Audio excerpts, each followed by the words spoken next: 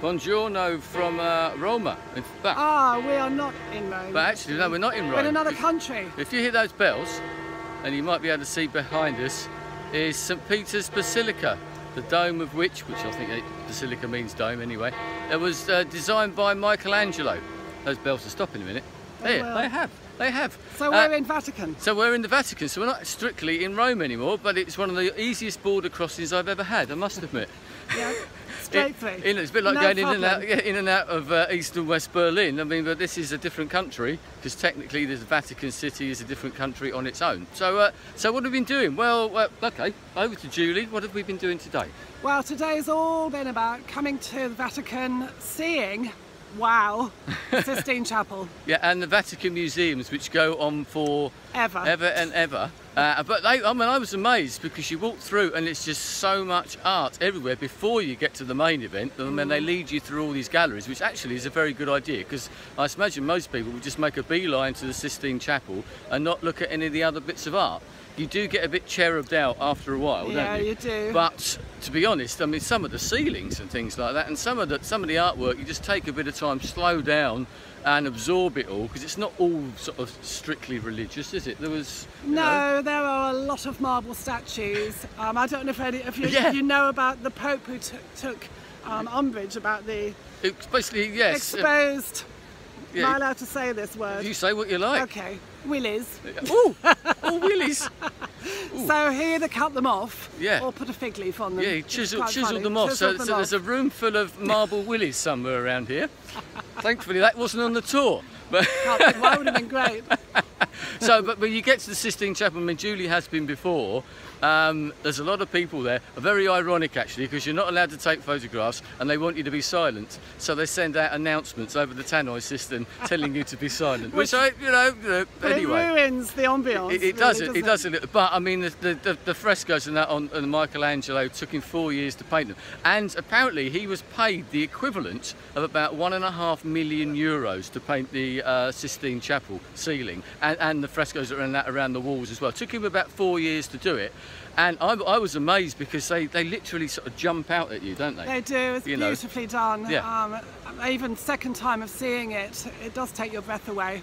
And we had to hold each other up because you want to look up all the time, and then you're nearly falling over. Yeah, but I mean, a lot of people, as you can imagine, but it is one of those sites that you have to see. And if you do come, be aware.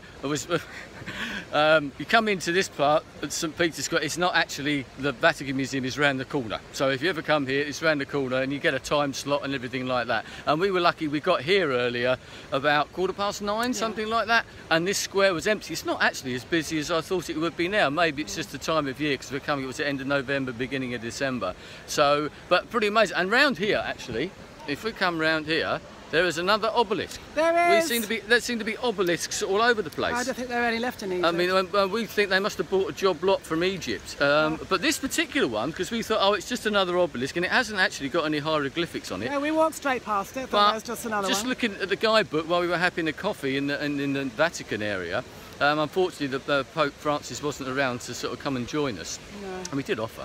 That particular obelisk was bought here by Caligula from Heliopolis in Egypt, and Nero used to use it as the turning point for his chariot races. Another wow. Which sort of brings it all home to you about the history that is around in this city, because everywhere you turn, whether it be in Vatican City or Rome itself, there is just history everywhere. There are churches and we mentioned some of the basilicas and everything, but just bits of marble and columns and that dotted around. I know people said to me before I came here that you'd love this place, Andy, for exactly that reason. And it certainly is, it's certainly living up to expectations. And I will just mention something about the Trevi Fountain, because we went there yesterday, as you may have seen from the first video. And if you didn't see that video, where have you been? Yeah, go and have a look. Doing? It's still there. But we did put a coin in the fountain, and that contributed to the around about €3,000 worth of coins that they dredge out of that fountain every single day. All the money goes to a Catholic charity, which is pretty good. So that's mind-blowing. €3,000 a day. And that's obviously on average. I mean, it's relatively quiet here at this particular time. But you wanted to say something about the traffic and everything, didn't you? I did. Crazy. You know the Italian job when you hear all the police Sirens. cars whizzing around, yeah. and cars going crazy. Should we turn around that we were at a roundabout by what you call the wedding cake, but it's a war memorial. Yeah, it's a Victor Emmanuel war memorial, Victoriano I think it's called, and it's this huge slab of marble that was built as and it is like a tomb to the unknown soldier is there as well. Yeah. But there's this amazing roundabout there. Crazy. And just watching the cars negotiating each other, cutting across each other. No, we didn't see any incidents, or actually there weren't any horns going particularly.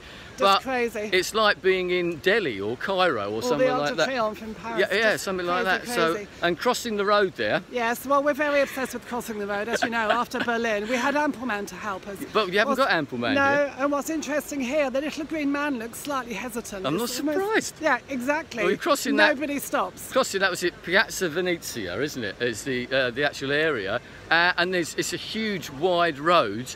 And it's a pedestrian crossing. Life in your hands. I mean, there's no green man to help you. You literally have to start walking across and trust that all these people are going to stop. We just follow the locals, then they'll get one over first. Yes, and it was getting dark as well, so he was a bit worried we were wearing a dark jacket whether we were going to be able to be seen. But yeah, so that's something else. So yeah, I mean, this is great, isn't it? And it's lovely. The sunshine. We've been sitting outside. I don't know what I just took my top off, not my shirt off. No, I don't want to do embarrass the locals. I don't want to get deported again. No, thank you. There's someone just trying to sell us something here. Yeah, he wants to get in the video. He's trying to sell me a selfie stick, and anyone who knows me knows that I'm very averse to selfie sticks. So we're ignoring him. I mean, yes, I know. I'm quite aware of how they work. Thank you. Okay. Yes, okay. So should we finish this video before I hit this man and get deported? So we'll leave it there. Goodbye. And we're off to the Castel d'Angelo. We're going to get Castel d'Angelo and then have a wander this afternoon. Yeah, and I'm not going to buy a selfie stick, but I might be ramming it somewhere very shortly. Anyway, arrivederci. Arrivederci.